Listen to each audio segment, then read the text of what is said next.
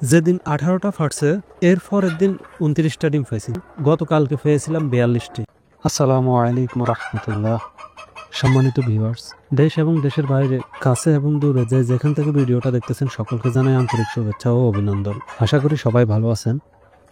আজকে আমি যে বিষয়টা নিয়ে আলোচনা করব সেটা হলো আমাদের খামারে 110টা মুরগি থেকে ডিম পাড়ার প্রথম মাসে কতটি ডিম পেয়েছিলাম এবং কি দৈনিক গড়ে কতটি করে ডিম পেয়েছিলাম।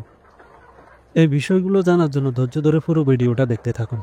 তার আগে আপনি যদি আমার চ্যানেলে নতুন হয়ে থাকেন তাহলে চ্যানেলটা সাবস্ক্রাইব করে দিবেন আর পরবর্তী ভিডিও পেতে পাশে থাকা বেল আইকনটা ক্লিক করবেন। যদি আপনি আমার ফেসবুক পেজ থেকে ভিডিওটা দেখে থাকেন তাহলে পেজটা ফলো করে দিবেন। আমরা যারা নতুন খামারি আছে তারা মুরগির ডিম ফাড়া নিয়ে একটু সংশয় থাকি, কেননা মুরগি প্রথমে যখন ডিম ফাড়া শুরু করে তখন একটা, দুইটা, তিনটা এভাবে করে প্রায় 1-1.5 মাস ধরে ফাটতে থাকে। তখন আমরা চিন্তা করি আসলে কি ডিম এভাবে ফাড়ে নাকি মুরগিগুলো ডিম কম দিতেছে, মুরগির কোনো সমস্যা আছে কিনা, বিভিন্নভাবে আমাদের মনে প্রশ্ন জাগে। আমি যখন খামার শুরু করি তখন আমাদের খামারেও প্রথম যখন মুরগিগুলো ডিম পাড়া শুরু করে তখন একটা, দুইটা, তিনটা এভাবে করে দীর্ঘ 14-15 দিন ফাটছিল। এরপরে আস্তে আস্তে বাড়তে থাকে 4টা, 5টা বা 6টা এভাবে করে বাড়তে থাকে।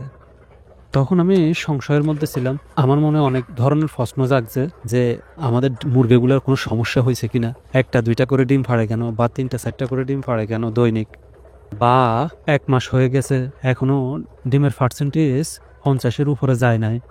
এগুলো আমাকে খুব চিন্তিত করে তুলছিল। ক্রমান্বয়ে আস্তে আস্তে ডিম ফাড়া বৃদ্ধি করেছে মুরগিগুলা। দ্বিতীয় মাসেই মুরগিগুলা 70% করে ডিম দিছে। তো চলুন আমরা আমাদের নতুন মুরগিগুলার ডিম ফাড়া তালিকাটা দেখি। আমাদের 110টি মুরগি 1 মাসে 337টি ডিম ফাটছে। আমাদের মুরগিগুলা প্রথম দিন ফাটছিল একটা, দ্বিতীয় দিনও একটা, তৃতীয় দিনও একটা। এরপরে চতুর্থ দিন এবং পঞ্চম দিন 2টা করে ফাটছে, তারপরের দিন আবার একটা, এরপরে 3টা, এর পরের দিনও 3টা, এর পরের দিন 60টা, 3টা, 60টা, তারপরে টানা 3 দিন 6টা করে ফাটছে।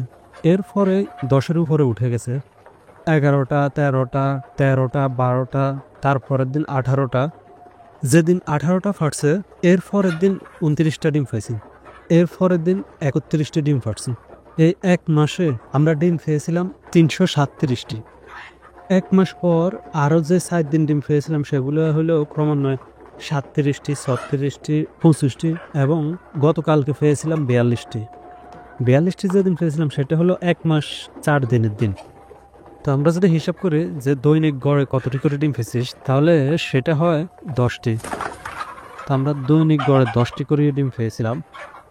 তো আমরা আমাদের প্রথম মাসে 110টি মুরগি থেকে 337টি ডিম পেয়েছিলাম, দৈনিক 10টি করে ডিম পেয়েছিলাম।